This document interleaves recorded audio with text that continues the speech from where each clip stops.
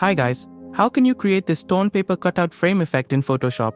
First, create a duplicate copy of your background layer by pressing Ctrl+J.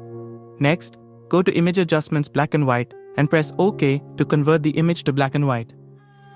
Now add a layer mask to the duplicated layer. Select the brush tool and choose a torn paper brush. If you don't have one, you can download free torn paper brushes from various Photoshop resource websites. With the layer mask selected, use the torn paper brush o2.pst to paint on the mask and create a realistic ripped paper edge around your subject.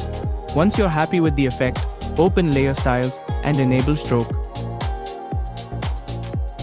Use the following settings: size 4 pixels, position inside, blend, mode normal, opacity 100%, color white. Press OK. Now add the upper image cutout effect. Duplicate the original background layer.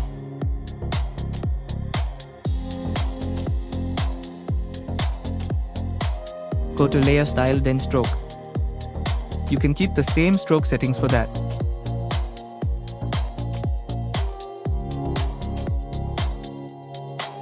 Finally, hold Shift and select all the effect layers, then press Ctrl+G or drag to the file icon to place them into a group, and that's it, before a original image. After a creative torn paper cutout frame effect with realistic ripped edges and a clean paper border.